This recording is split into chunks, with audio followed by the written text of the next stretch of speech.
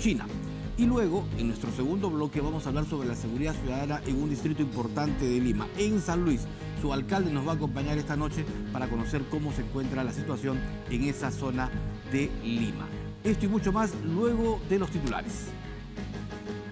En enero, la ejecución de las municipalidades alcanzó los 850 millones de soles, lo que representa un crecimiento del 117% respecto a enero del 2024, 350% más que en enero del 2022.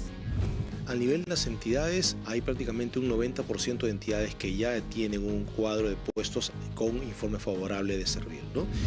Ofrece una posibilidad al turista de poder hacer un recorrido por nuestra ruta de lagares, por nuestros viñedos, poder disfrutar la pizza de la uva, pero además reconocer a nuestra multiculturalidad como Ica, una tierra que ofrece un destino cálido.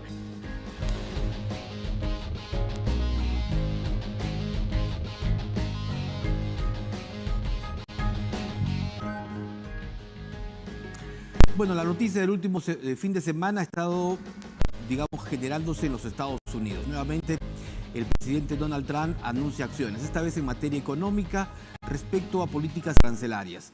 Se aplica 25% de aranceles para Canadá y México y 10% para China. ¿Cuál puede ser el impacto en la economía peruana?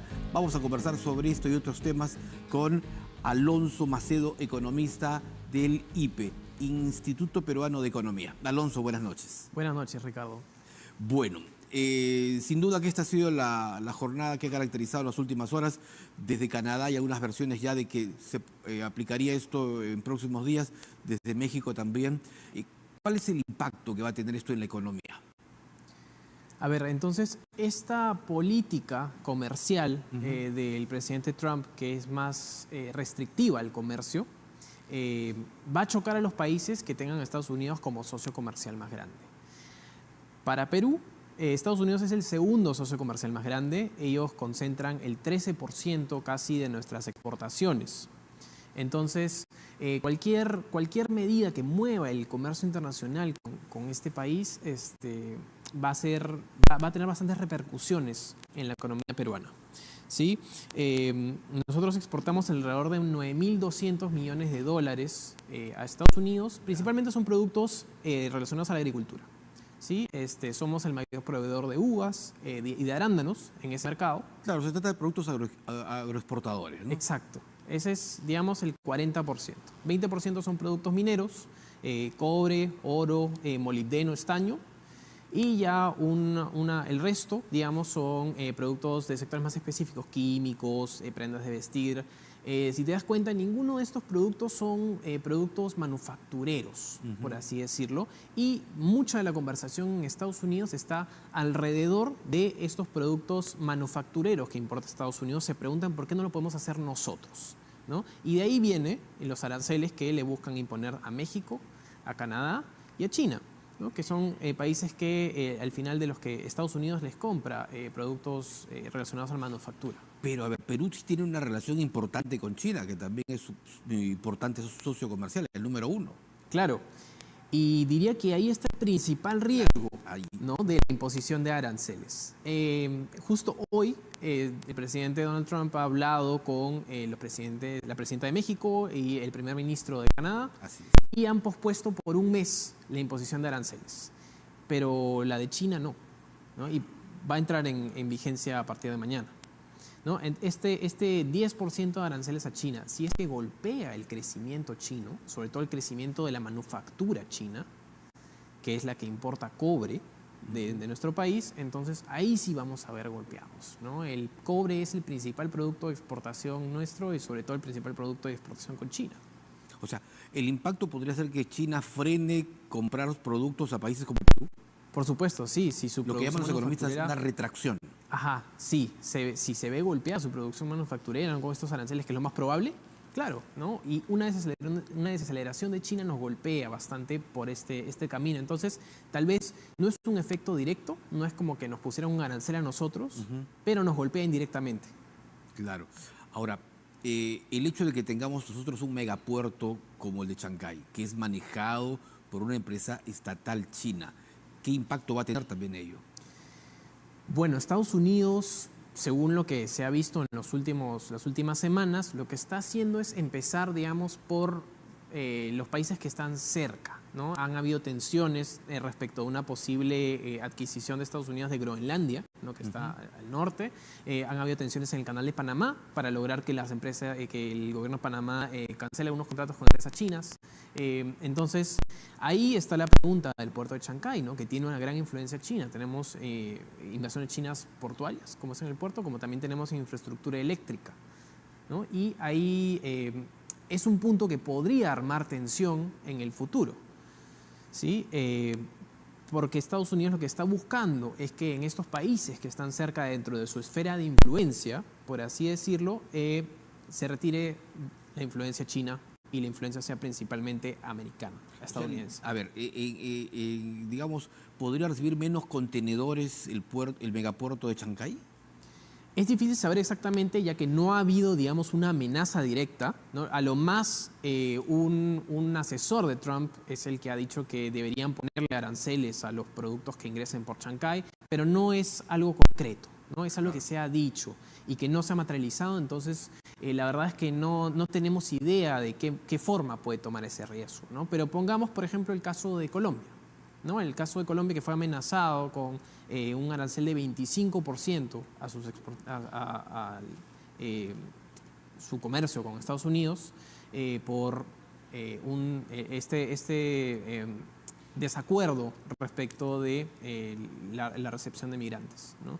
Entonces, un impasse en la política exterior también puede derivar en una sanción comercial, como son los aranceles. Ahora, hay otro tema. Tú recordabas, el tema eléctrico. El año pasado, Luz del Sur se vendió, ¿no es cierto? Pasó ahora a capitales chinos. Plus, que es la empresa que se encarga de la distribución de energía eléctrica en Medio Lima, digamos. ¿Esto podría tener un impacto también?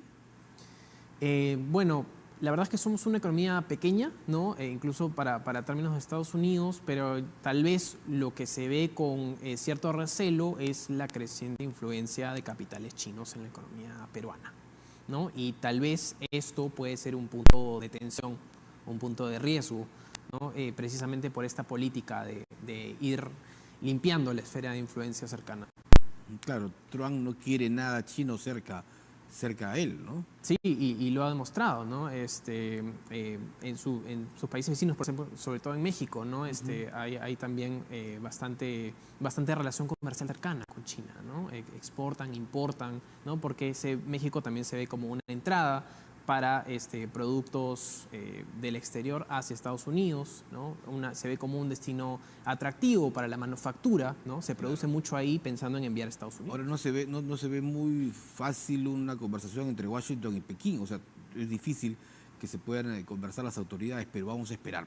Yo quería ir a otro aspecto que también tiene que ver con la economía y que este fin de semana muchos economistas y analistas han señalado el impacto de la política también migratoria del presidente Trump, y es en el tema de los deportados, ¿verdad? Este asunto de deportados, pero esto va a hacer que disminuya en el Perú y en otros países justamente los montos que envían los peruanos residentes en el extranjero al Perú, que actualmente llega aproximadamente a 4.500 millones de dólares anualmente, las remesas concretamente, y que mueven la economía peruana. Claro, de hecho es un poco más, es casi 5.000 millones de dólares. Mira, me estoy quedando corto yo, mira. Ajá, es bastante, es un monto histórico. Claro. Y claro, es 1.8% del PBI, ¿no? Eso representa, digamos, el monto. Mira, es bastante. Es importantísimo. Es bastante. Y precisamente es un riesgo, ¿no? Porque el objetivo migratorio en Estados Unidos es, como lo han expresado bien, llegar a deportar a todos los migrantes irregulares, ¿no? Entonces, esto, si se logra durante los próximos 4 años, podría llegar a reducir importantemente los flujos de remesas que entran al país. Más allá de efectos macroeconómicos específicos, hay un importante costo humano al corte de remesas que entran al país. ¿Por qué? Porque, digamos, las familias que reciben remesas, lo que hemos detectado con datos administrativos es que cerca de la mitad son familias que contienen personas que no están económicamente activas. Es decir, pueden ser estudiantes, jubilados, amas de casa, personas que en general dependen de estos ingresos para costear el gasto familiar. Bueno, así como podrían disminuir las remesas de peruanos residentes en el extranjero, ¿no podemos eso, digamos, de alguna manera revertir con el aporte, con también la contribución que hace la migración venezolana en el Perú? La migración venezolana son 1.7 millones de venezolanos que están en el país, ¿no? Es casi 5% de la población del Perú, ¿no? Entonces es una población muy importante y que aporta económicamente, pero su potencial, no ha llegado a su potencial. Pero representa más o menos el 4.5% del PBI, ¿no? Esto es una estimación, ¿no? Ese 4.5% lo hemos nosotros publicado como una estimación de lo que podría llegar a representar hacia el año 2030. Ah, 2030. Al 2030 sí se toman las medidas correctas para integrarlos a nuestra economía. ¿Por qué? Porque los venezolanos al venir a este país han topado con las mismas barreras que los peruanos en el mercado laboral, por ejemplo, ¿no? La informalidad entre los migrantes venezolanos es muy alta, ¿no? Existen estos desequilibrios, ¿no? Estas barreras que limitan que su contribución pueda ser la mayor. Y específicamente para esta población tiene que ver con ciertas barreras legales. Porque cuando llega un migrante venezolano muchas veces llega sin los documentos adecuados, ¿no? Claro. Entonces hace más difícil que puedan acceder a ciertos servicios básicos y sobre todo a un empleo, ¿no? Si no tienen un permiso temporal de residencia, es extremadamente difícil acceder a un empleo formal. Claro, y digamos, ahora, la recuperación de la economía va a generar mayor empleo y sobre todo digno, empleo formal, que es lo que se busca, y esto apuntaría así a una mejora de la calidad de vida tanto de peruanos como de extranjeros. Sí, por supuesto, nosotros creemos que este año la economía crezca alrededor de 3%, que también va a estar impulsado por un dinamismo de la inversión privada, que es la que crea empleo formal y de calidad, pero aún falta, ¿no?, más por integrar a estos, por ejemplo, esos trabajadores informales, muchos son venezolanos, muchísimos son peruanos, a la economía y que puedan desarrollar su potencial, que puedan seguir aportando desde empleos productivos, desde empleos con buenas condiciones y desde empleos donde puedan aportar el máximo a la economía peruana. Ahora, Alonso, yo quería ir un poco a los temas habituales cada fin de mes, ¿no? Y este fin de semana se publicó ya el índice de precios al consumidor en el Perú, o sea, la inflación, para que la gente lo entienda. Y en Lima hemos tenido una inflación de 0.08%. ¿Qué significa eso? Ahí precisaría que es negativo, 0.08%. Entonces, no ha habido una inflación, ha habido una deflación. Han caído en promedio los precios.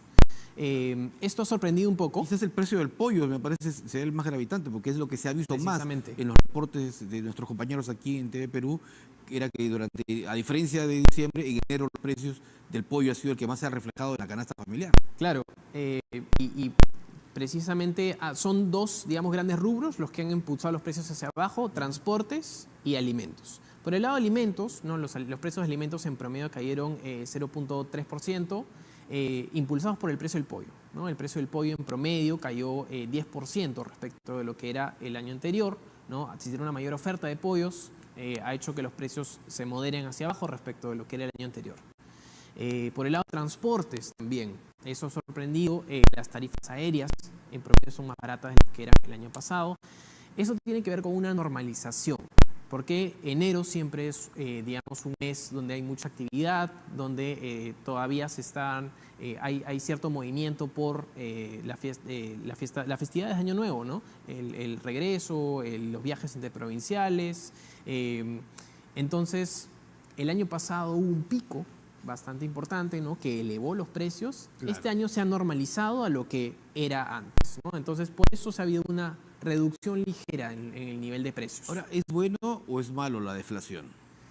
Una deflación sostenida no es positiva. No es positiva para nada. Pero para la gente implicaría que los precios siguen bajando, o sea. Ajá, claro, ¿no? Aparentemente pero sería bueno. Aparentemente sí, ¿no? Pero si lo ves por el lado del productor, ¿no? ¿Cómo una empresa puede ser rentable si es que los precios continúan bajando y continúan bajando, ¿no? Entonces ahí se pierden los empleos.